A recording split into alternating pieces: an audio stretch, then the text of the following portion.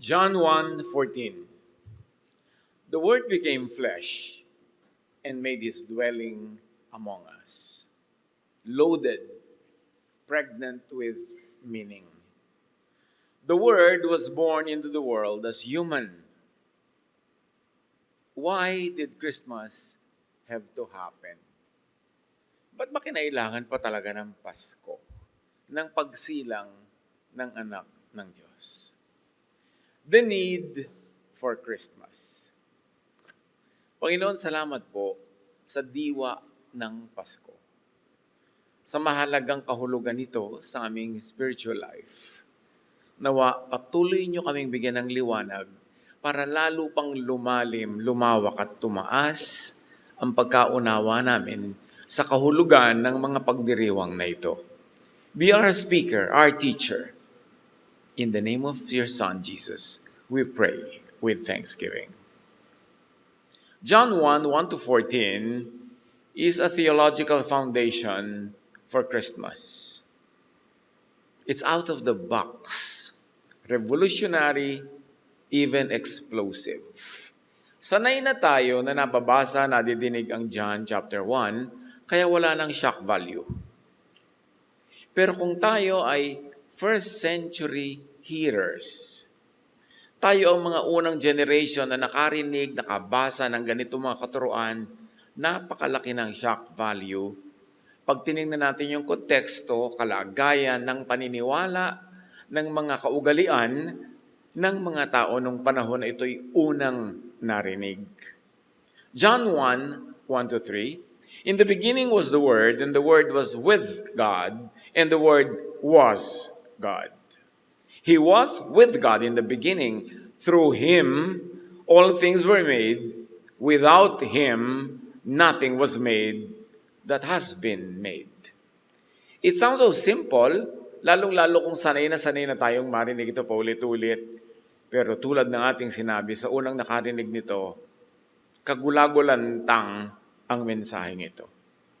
Jesus, who appears at Christmas, is the same Word who was there before creation.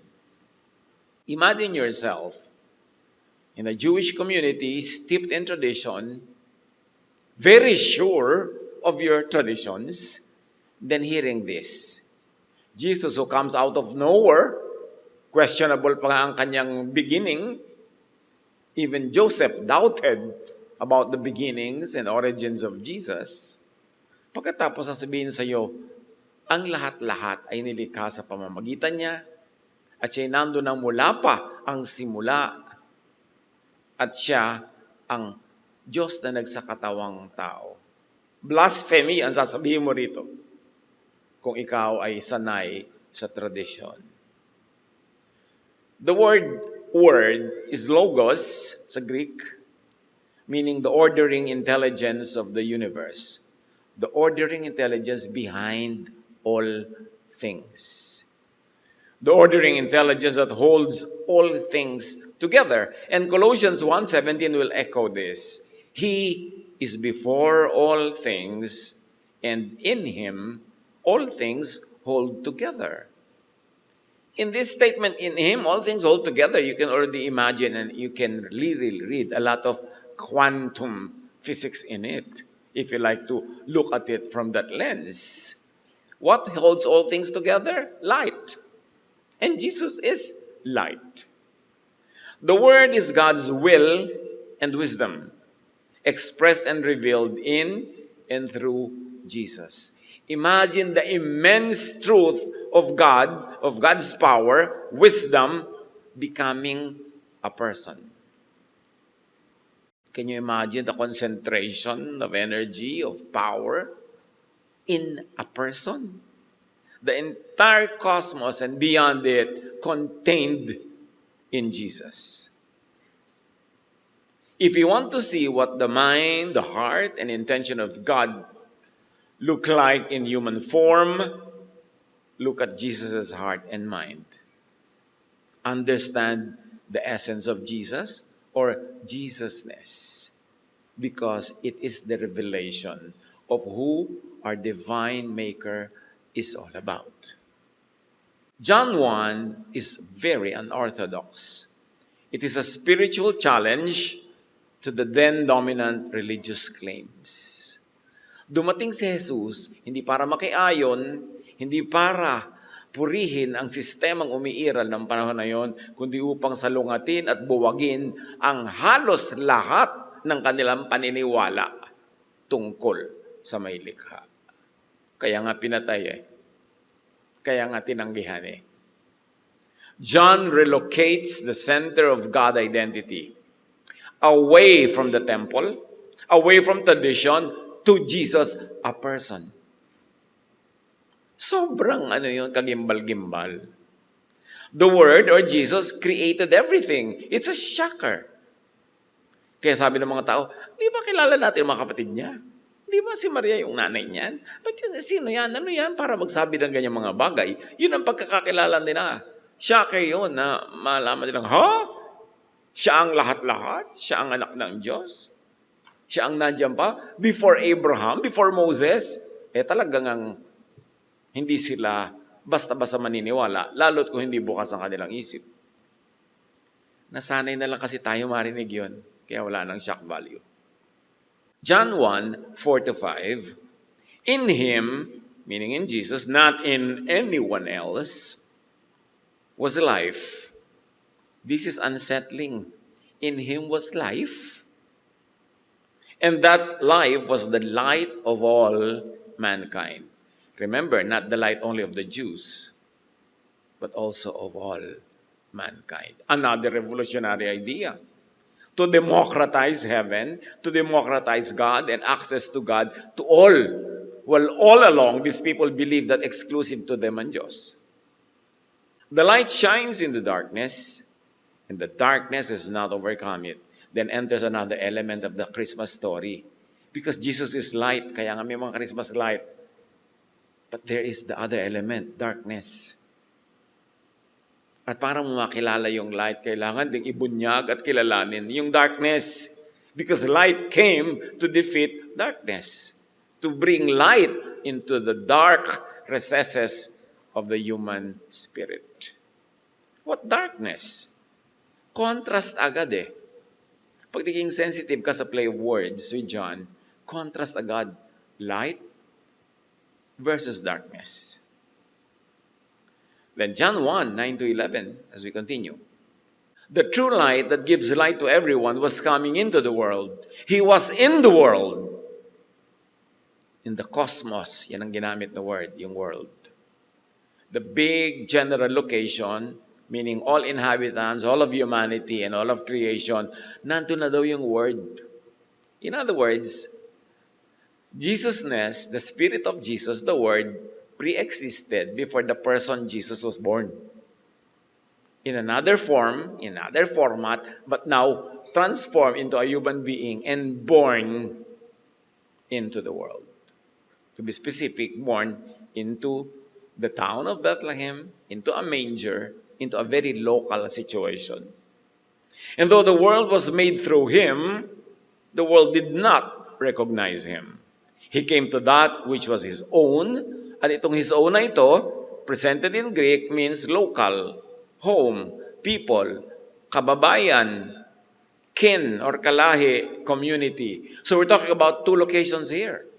The entire creation, the cosmos, and then a local people, a local place, a local race.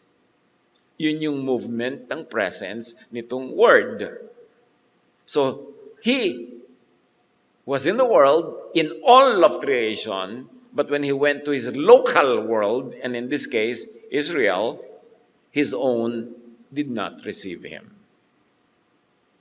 It is important to analyze the differences of those two locales para makita natin yung talab ng ministry ni Jesus. John describes a people who claimed to know God, but who could not and did not recognize God's very presence.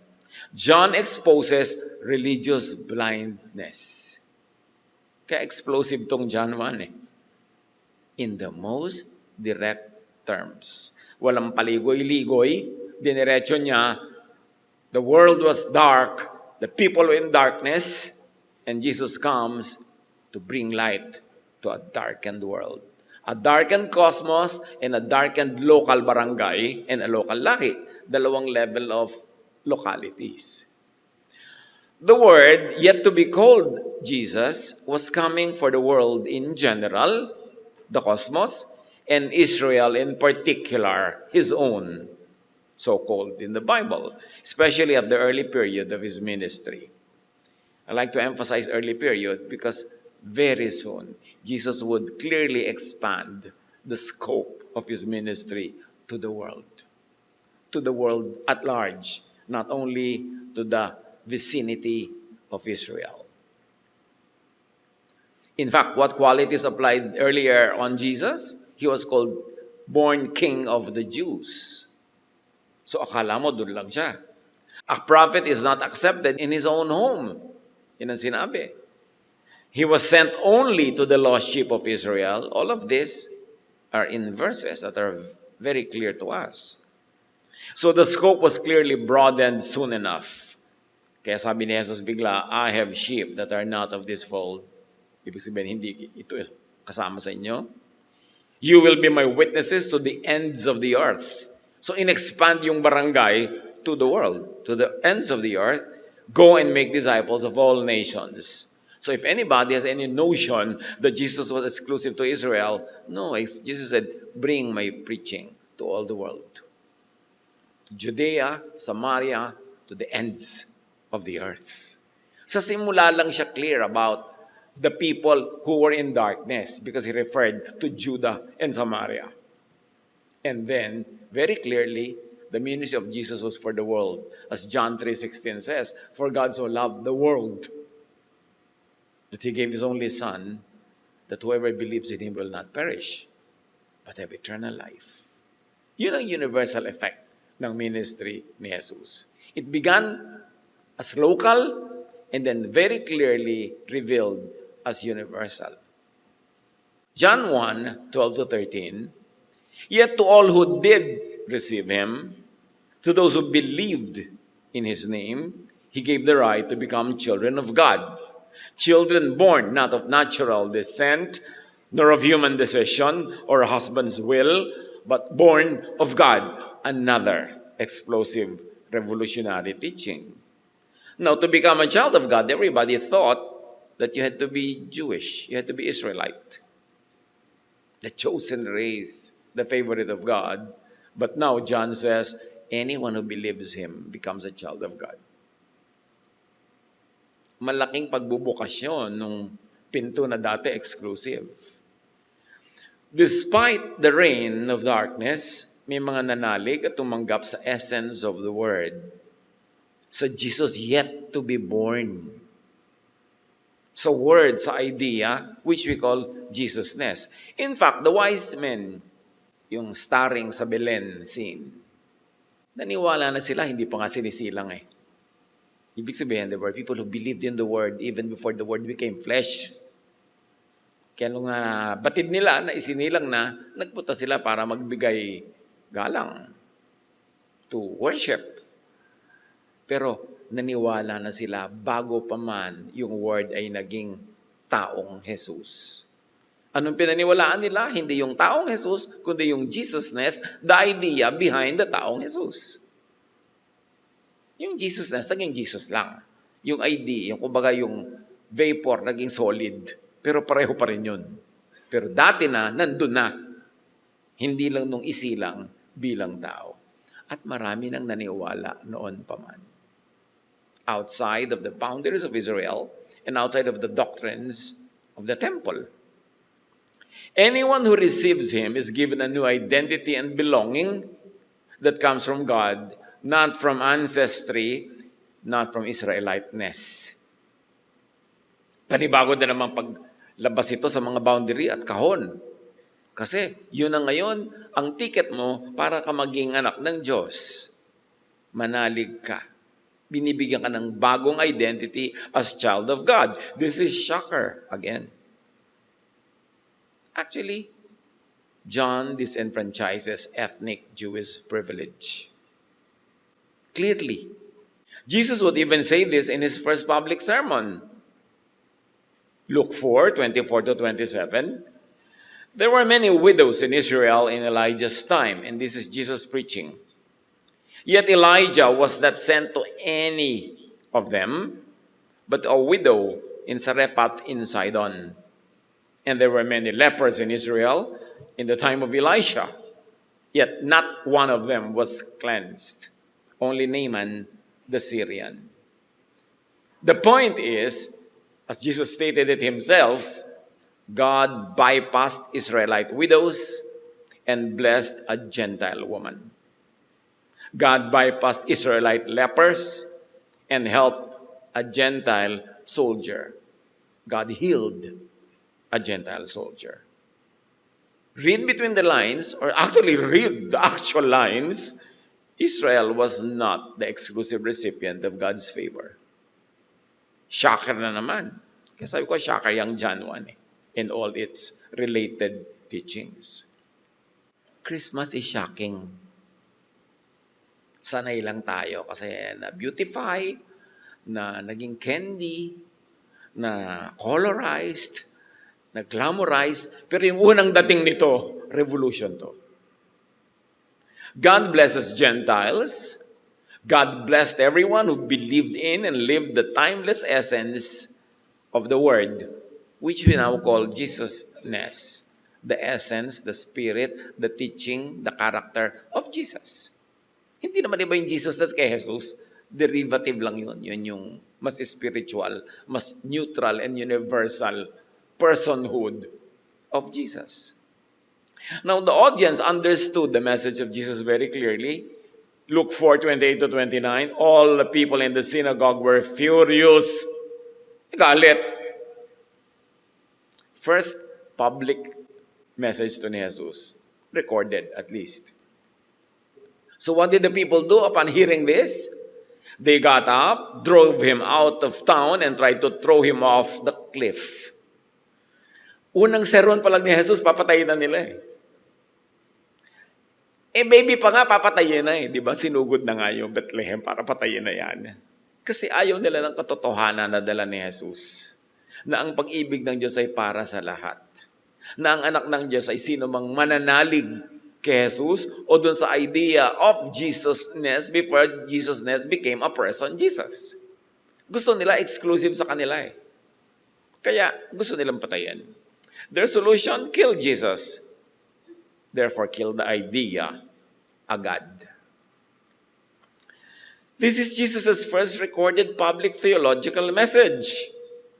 God's grace is not exclusive to Israel. This is the word versus all forms of religious darkness, against all claims that reduce the divine to doctrines and boundaries. Ilalagay mo ang Diyos sa kahon, sosolohin mo, kakanyahin mo, gagawin mong formula. Hindi yun tinolerate ni Jesus. In fact, yun ang binuwag. John 1:14, the Word became flesh and made His dwelling among us. Ayun, yun ang Pasko. Yung ideya naging material tao. The Word became flesh and made His dwelling among us. We have seen His glory, the glory of the one and only Son. Explosive na naman to, one and only, walang iba. Paano yun kung walang iba? Anong gagawin mo sa iba? The one and only Son who came from the Father. So clear ko saan ang galing, from the Father. Saan ang galing ang iba? Laging may ganong kakambal na tanong Kasi echo to, nagbabounce. Kumbaga, pag may sinabi, ano yung unsaid? Ano yung kabaligtaran? Ano yung nasa kabilang side ng equation? Full of grace and truth. In other words, not full of condemnation. Laging may pahaging. Laging may tinatamaan. Kailangan lang makinig ka. The eternal Word became human and lived among people. Can you imagine? The eternal God lives among people as a human being. Paano ito ipapaliwanag ng siyensya? Paano ito ipapaliwanag ng kahit anong mga pagdodoktrina dyan. Na yung buong Diyos na hindi magkasya sa buong cosmos, ayun, nagkasya sa isang taong Jesus. Allowing people to witness up close the true glory and true character of God. And this is a question that thinking people will eventually ask. Kung tama na, kung sapat na ang mga katuruan ng relihiyon na 1,000 taon, mahigit pa siguro, na inuulit-ulit, inuusal-usal, kinakami-kabisa, bakit pa kinailangang ipadala ng Ama ang kanyang anak bilang tao para ipakilala siya? Ibig sabihin, hindi siya na ipapakilala ng tama. Ibig sabihin, ang pagkakakilala ng mga tao tungkol sa Diyos ay kung hindi man totally mali, at least greatly kulang. Na kinailangang tawirin ng anak ng Diyos ang papawirin ang universe para lang isilang bilang isang sanggol. What necessitated that? Ba't kinailangan magkapasko? Kasi wala. Bakit kinailangan ipadala ang liwanag? Kasi madilim. John 1 is a theological coup. It is a recentering of divine identity onto Jesus alone. It's a very bold claim that you either have to believe and accept everything it says or none of it. Walang gitna. Absolute. Kinailangang ipadala para liwanagan ng dilim. John 1 is a critique of inherited religious certainty, of religious dogma, of religious orthodoxy. Because the moment Jesus was born, and John explains the meaning of this birth, it is very unorthodox. It could even be called against all tradition.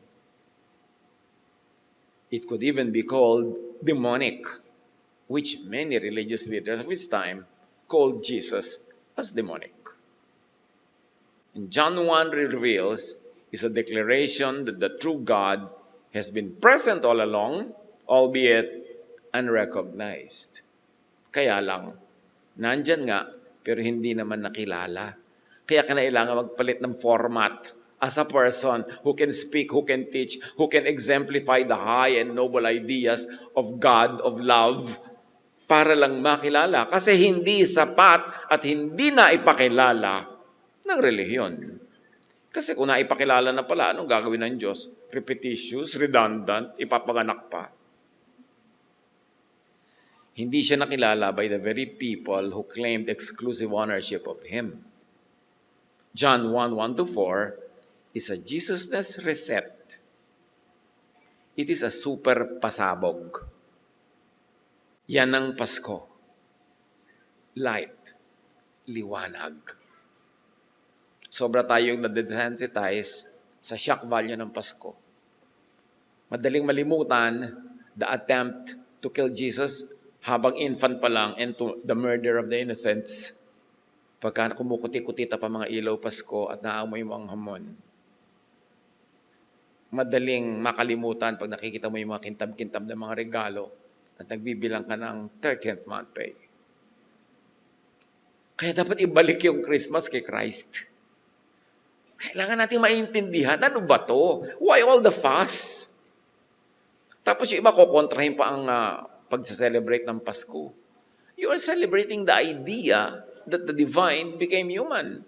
Huwag nang pagtalunan ng date, may ipipilit pa sa April. O di sa April ka, kaya lang wala kang kasabay.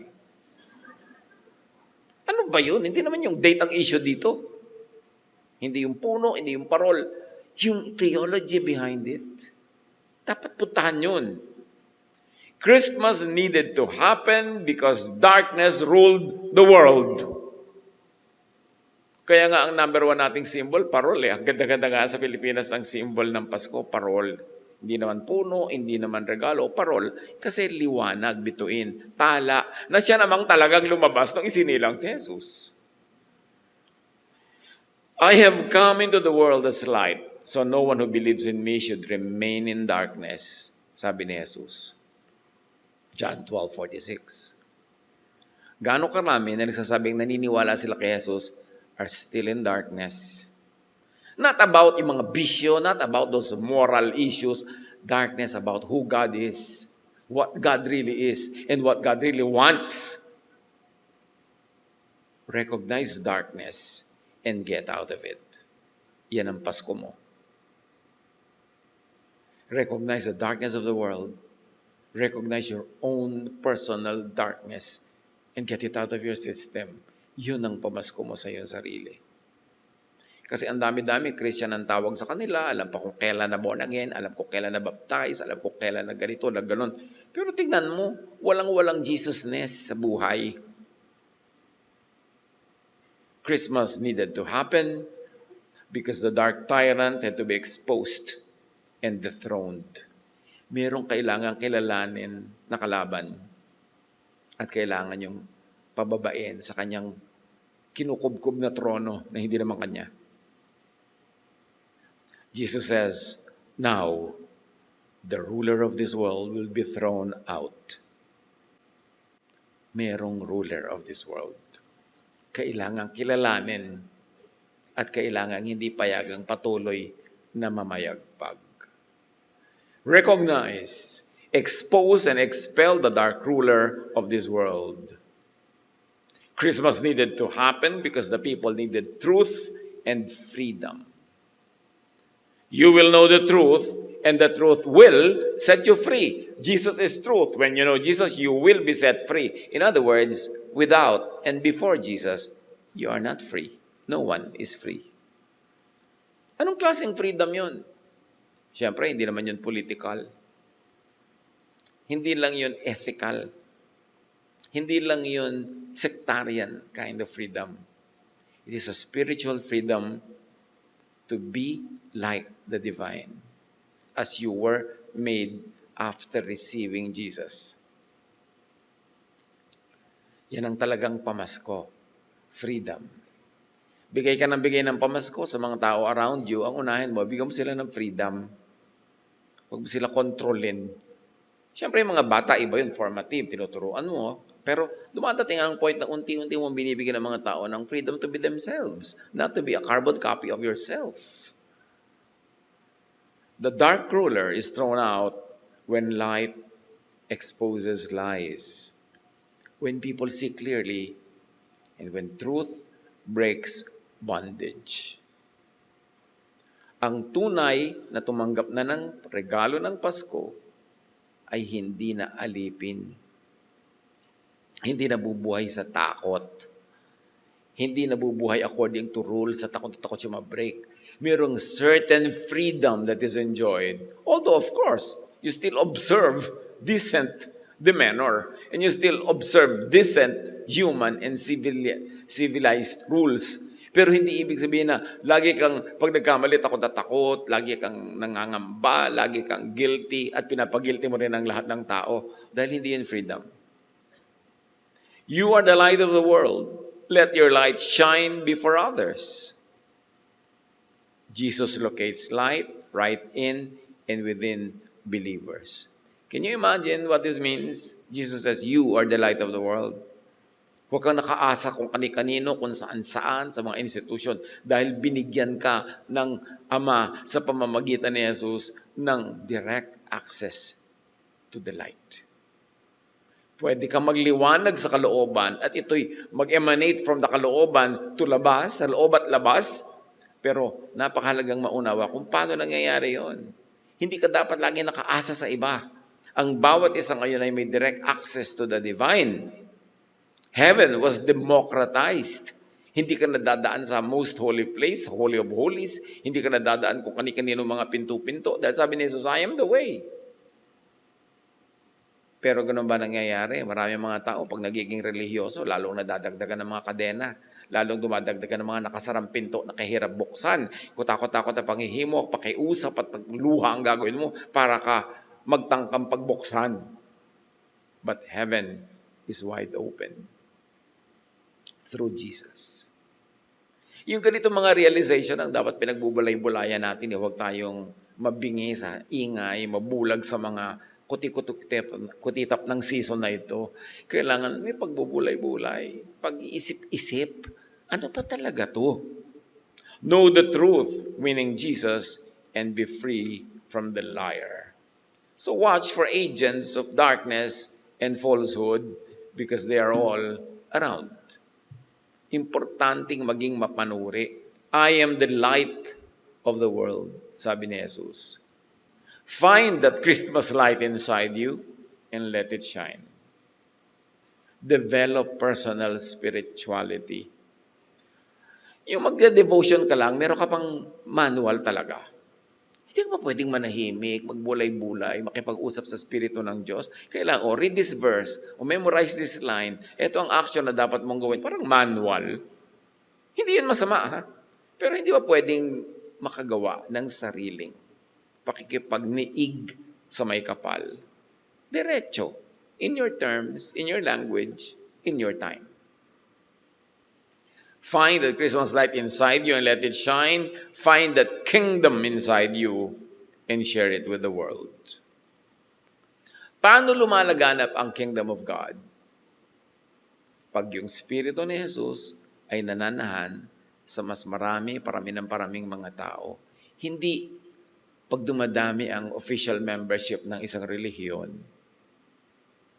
kundi dumadami ang mga taong lumalaya from darkness, nagkakaroon ng freedom, at nag-evolve ang kanilang spirit to become more and more like Jesus. Even without sectarian walls, even outside of sectarian walls. Kasi pagkakapanganak nga lang ni Jesus, nakalabas siya sa sistema, hindi naman nasa loob. Ibig sabihin, yun ang gusto niya mangyari sa atin, makalaya sa mga invented, mga man-made walls na nagkukulong sa atin. Member ka na namin, therefore controlled ka na namin. Ito dapat mo kakainin, ito dapat mong gagawin. Hindi ganun ang ginawa ni Jesus. Kaya ayaw sa kanya ng mga religious people of his time and of other periods of history. Yung mga gusto mang control ng tao, ayaw niyan kay Jesus. Ayaw niyan sa Jesusness. John 3:19. Light has come into the world, yet people love darkness instead of the light because their deeds were evil. Ayaw ng mga tao, tulad ng gusto nila si Jesus na napatayin, kasi ayaw nila ng teaching na yon. People want to hear teachings that their itching ears love to hear. Pag may nasabi ka na taliwas na sa mga nakasanayan, labas sa kanilang comfort zone, kalaban ka na agad. Yun ang trato sa'yo. So watch for agents of darkness, of falsehood, and of bondage. Agents of, madaling malaman, sino yung agents of darkness, falsehood, and bondage? The agents of unlove. Yung mga kalaban ng love. Yung lagi yung pinopromote, away, division, judgment, paghihiwalay, pagpupwera, pambabato, pananakit ng kapwa in the name of God pa. Yan ang mga agents of darkness, nagpapanggap na agents of light. Because sabi ni Jesus, you will know them by their fruit. Ano ang fruit na hinahanap sa'yo? Magandang ugali, magandang asal, maibiging espiritu. Kahit ano pang tayog ng iyong mga terminologies ng relihiyon, ng iyong mga doktrina, pero kulang ka sa pag-ibig, kulang ka sa kagandahang asal, sa kabutihang loob, hindi totoo ang mga sinasabi mo. You will know them by their fruits. Darkness reigns in misrecognition, in mistaking Jesus for the devil, and inversely, mistaking the devil for God. Diyan nagre-reign ang darkness. Kasi nga, di ba, falsehood? Siyempre yung falsehood, magpapanggap as truth. Yan ang trabaho ng falsehood mandaya. So kailangan laging suriin, ano nga ba itong iyayakap ko, sinusundan ko? Ito nga ba yung truth o ito yung falsehood? Dahil nakasalalay doon ang lahat. Madali namang malaman ano bang epekto sa iyo na sinusundan mo? Peace or trouble? Ano ba nagiging epekto sa iyo? Pag-ibig sa kapwa o galit o self-righteousness, disdain for others? Ano bang nagiging bunga sa iyo? Kababaang loob o kayabangan? Sa bunga nakikita. And the teachers of the law said, about Jesus? He is possessed by Beelzebub, by the prince of demons. He is driving out demons. Nakita kasi nila nakakapagpalayas ng mga espiritu na masasama. Sabi niya, kasi masamang espiritu rin yan. Kumukuha yan sa kanilang amo, pare-pareho silang masasama. Kasi hindi nila magawa yung ginagawa ni Jesus, dinimonize na lang nila yung ginagawa ni Jesus. Ang daming naniniwala sa kanila, ang daming sumusunod sa kanila. Pero kung tama yung ginagawa nila, bakit pa dumating si Jesus? Itatama mo pa ba yung tama o itatama mo lang yung mali? Itutuwid mo ba yung tuwid o itutuwid mo ang liko? Liliwanagan mo ba yung maliwanag o yung dilim? Understand the ministry of Jesus. Darkness reigns in division. Ang gusto ng Diyos, unity with His Son, who is united with Him, and through the Son, when we unite with the Son, we unite with the Father, unity. Therefore, sino ang kalaban? Anong gusto ng kalaban? Division. Yung mga divisive devices, mga divisive teachings, divisive methods, is not of God. Ang goal kasi ni Jesus is unity in love. When love reigns in people's hearts, the more and more people are reigned by the love of God, the more and more the world is won for Jesus. Hindi na dadaan sa dami ng membership ng isang relihiyon na walang katapusang contest at religious wars. Dapat maghari ang Diyos sa lupang ito at ang paghahari niya ay sa mga pusong maibigin. Natutong tanggapin ang pag-ibig ng Diyos at natutong ito rin ang ibigay sa kapwa. This is the reign of God. This is the kingdom of God in us. So beware of teachers who call the works of Jesus demonic. Nauna na yung mga teachers of the law noon, mga Pharisees, tinawag na nila si Jesus na demonic. Nothing new about it. Isa pa, to call so many things unclean, unholy. Nung si Pedro ay kinausap ng tinig mula sa langit na kainin mo ang mga yan. Sabi niya, "Surely not, Lord." Peter replied, "I have never eaten anything impure or unclean." Sabi ng tinig, "Do not call anything impure that God has made clean."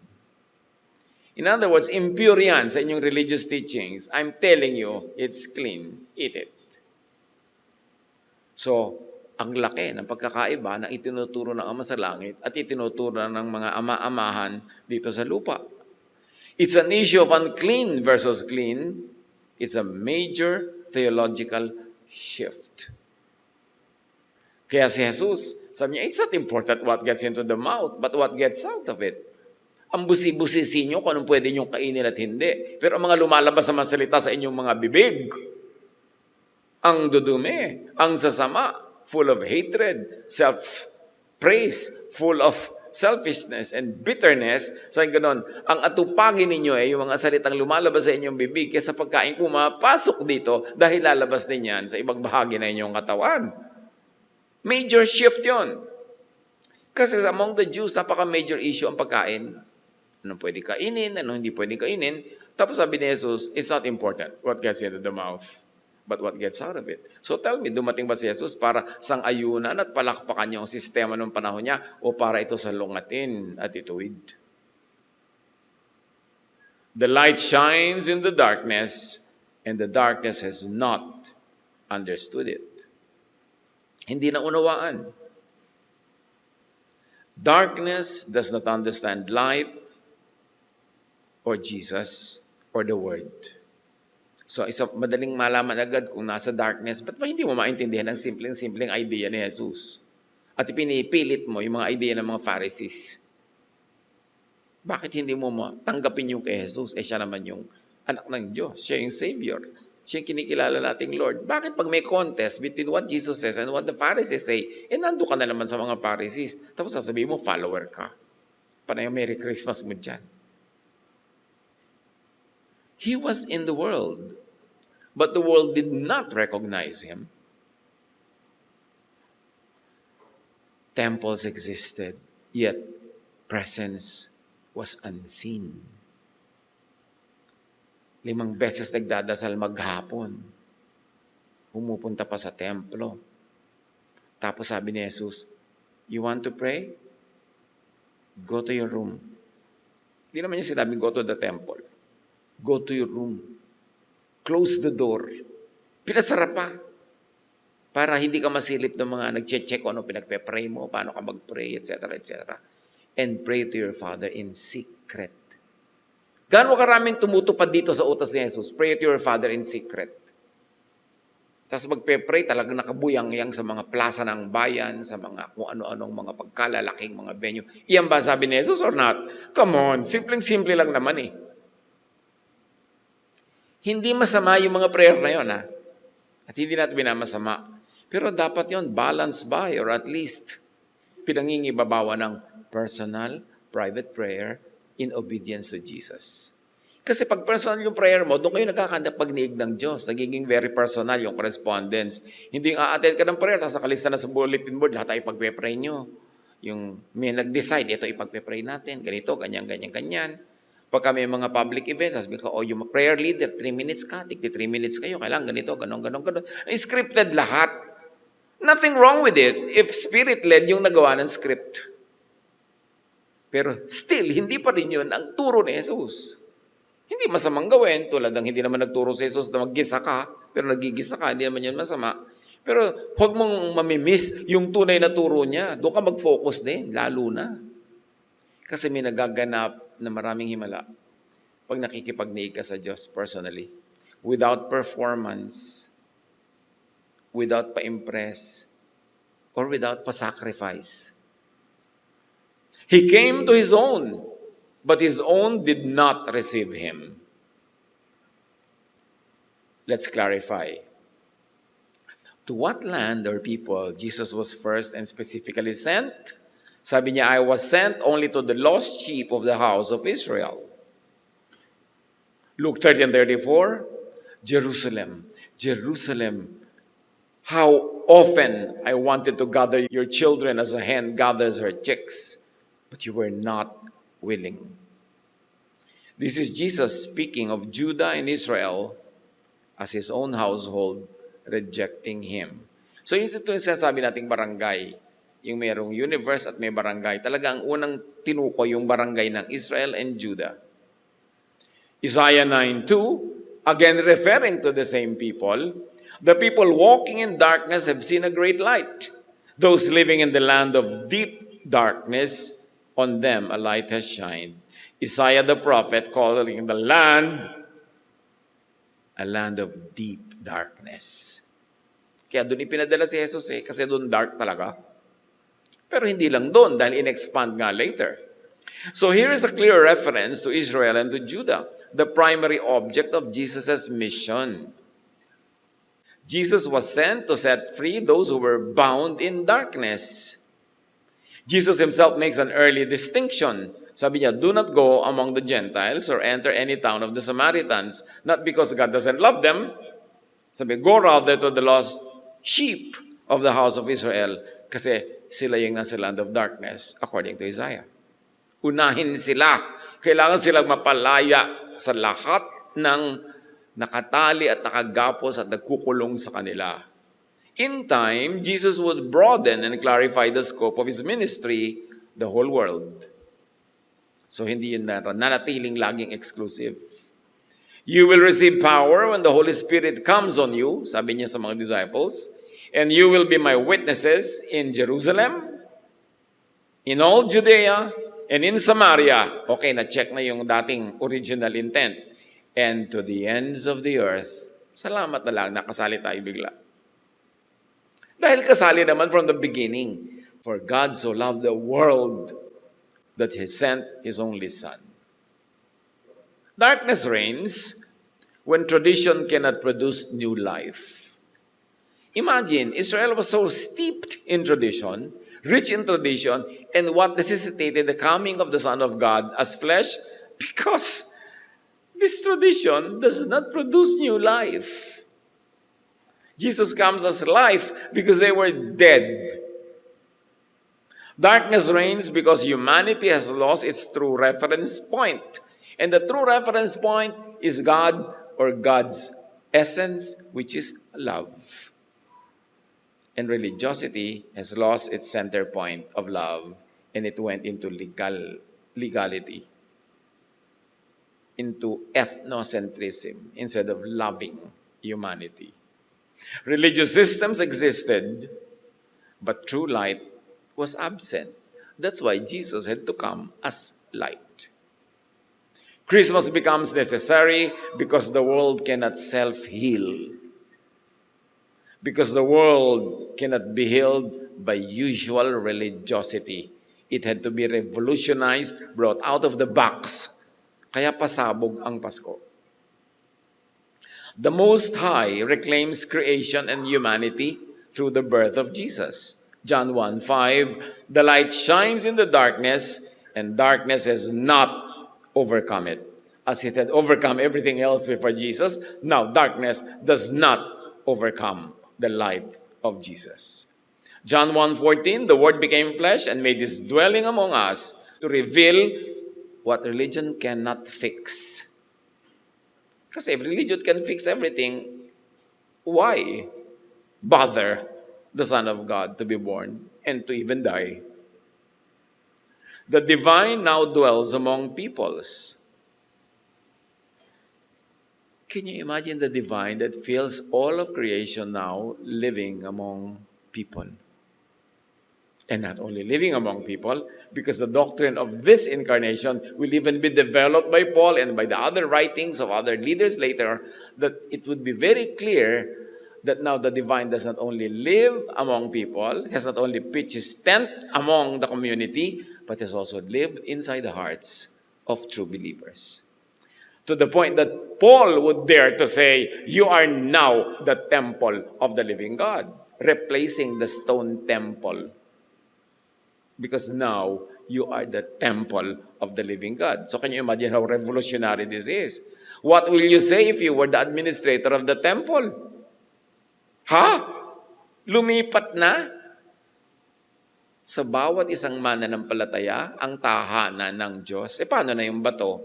Kaya sabi ni Jesus, nung sinabi sa kanya ng mga disciples, ang gara naman ang temple natin. Sabi ni Jesus, matitibag lahat yan. Walang matitira ni isang bato on top of another. And you know why not?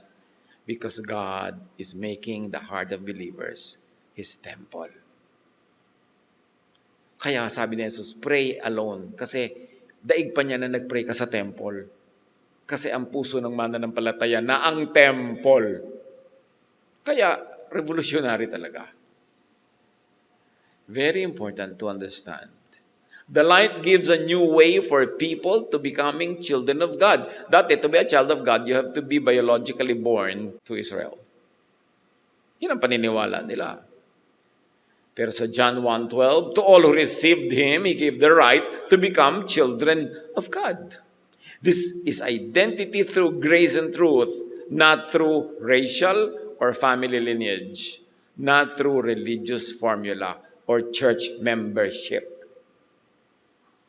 Transcendent ito pag nananalig ka sa Espiritu na dala-dala ng Panginoong Yesus at yun ay pinaniwalaan mo, tinanggap mo, you become a child of God. Walang kinalaman ang iyong lahi, ang iyong bayan, ang iyong political affiliation or sectarian affiliation. Christmas is God's direct intervention into a failed system. Christmas had to happen. Luke 17:20-21, once on being asked by the Pharisees when the kingdom of God would come, Jesus replied, the coming of the kingdom of God is not something that can be observed. Nor will people say, there it is, or here it is, because the kingdom of God is in your midst. It's within you, is in you. All of the shades of meaning are in the various Gospels. Imagine. Hanggang ngayon, tanong pa rin ang tanong ng mga tao, when will the kingdom of God come? Tumating nagtagal-tagal na eh. Bakit ka ba patuloy na pinag-aabang para susunod-sunod ka doon sa mga leader? Pero sinabi na, the kingdom of God is in you. Ba't kung saan-saan ka naghahanap? Kailangan mo ba talaga mag-pilgrimage? Kailangan mo talaga magdasal doon sa paanan ng bundok? Kung saan man bundok-bundok yan? Ikaw na nga yung ginawang temple. The kingdom of God is in you na nga. Magbabayad ka pa na. Gagawa ka pa na ng mga biyahe-biyahe para mag-pilgrimage. Ngayon, kung gusto mo kasi mag-excursion, di sige, wala namang pumipigil sa'yo.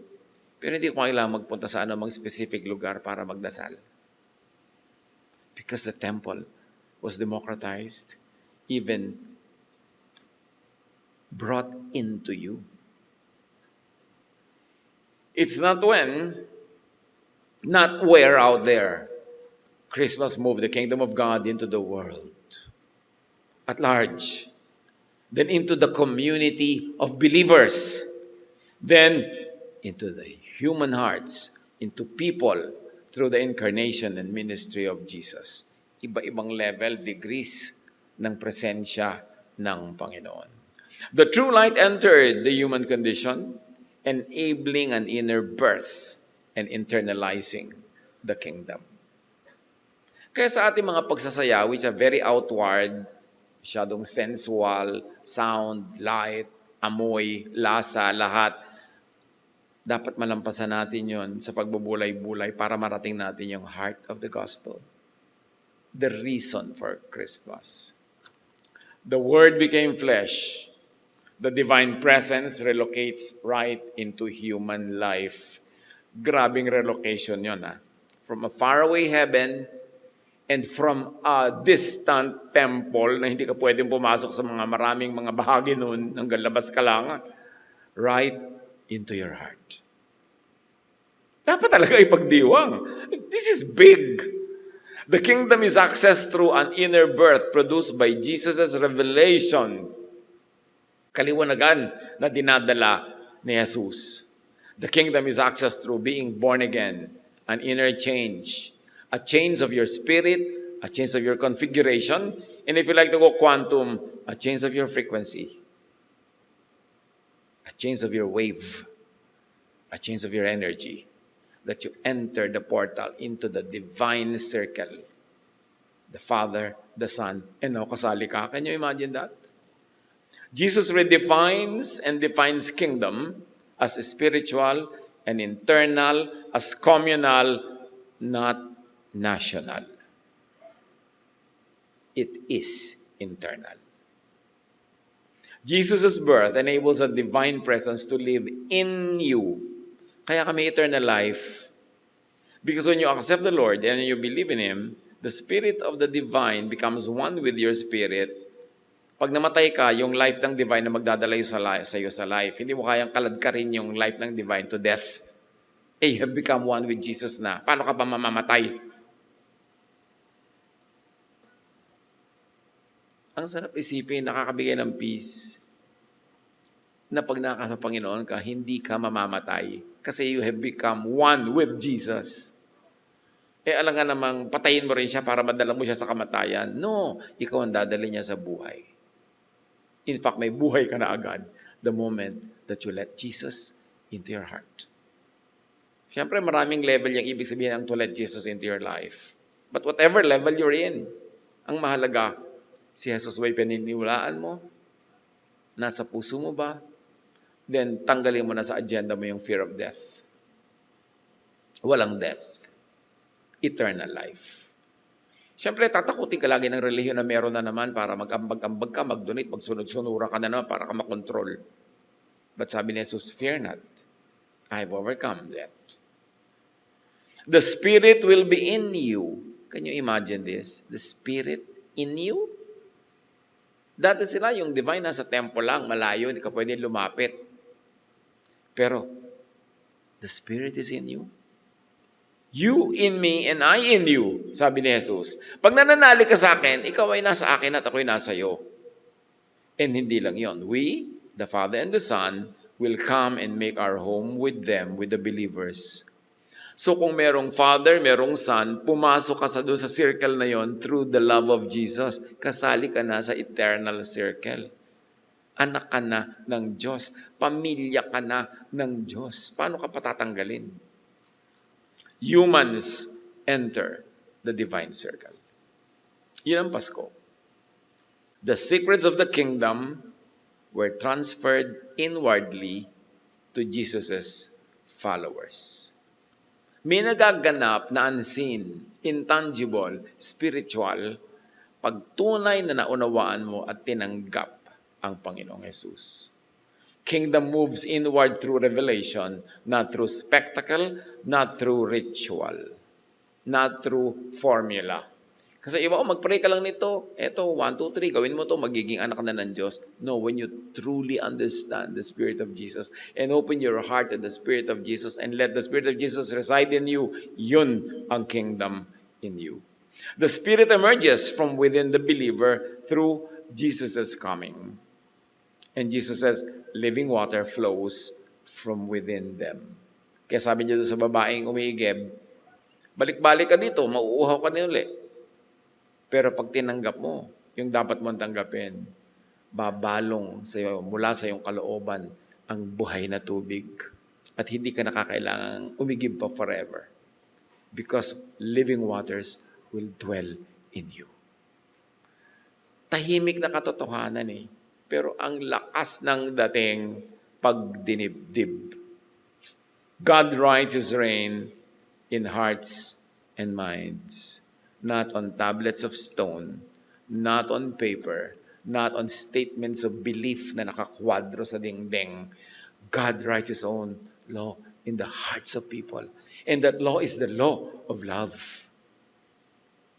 God's Son was placed in a manger. Alam na natin yung sa Belen, inilagay siya sa sabsaban. God's real law and grace is placed in the minds and on the hearts of humans. Kung gusto natin maging poetic, yung manger, yung sabsaban, yun ang ating isip at puso.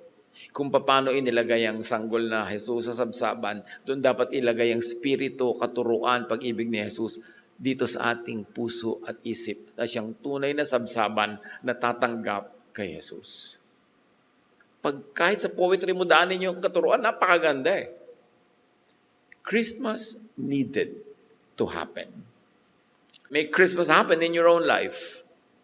Huwag lang isang holiday to observe, but a real event in your personal life. Then make Christmas happen and keep happening. Save the world from darkness and fill hearts and the world with love. Pagka ang pag-ibig ng Diyos na ibinigay niya sa pamamagitan ni Jesus ay yung tinanggap, isinaloob, at pagkatapos ngayon ay ipapahayag mo at ibibigay sa iba, yun ang Pasko. To tell people about God's love and salvation, not judgment. To tell people about the eternal life available to them, not always scare them with death and punishment. To have peace, to live in harmony with people, and to make the world, the greater world, the kingdom of God, by expanding this kingdom heart by heart, mind by mind, by sharing the teaching and love of Jesus. Yun ang Pasko. Maligayang Pasko, mga kapatid.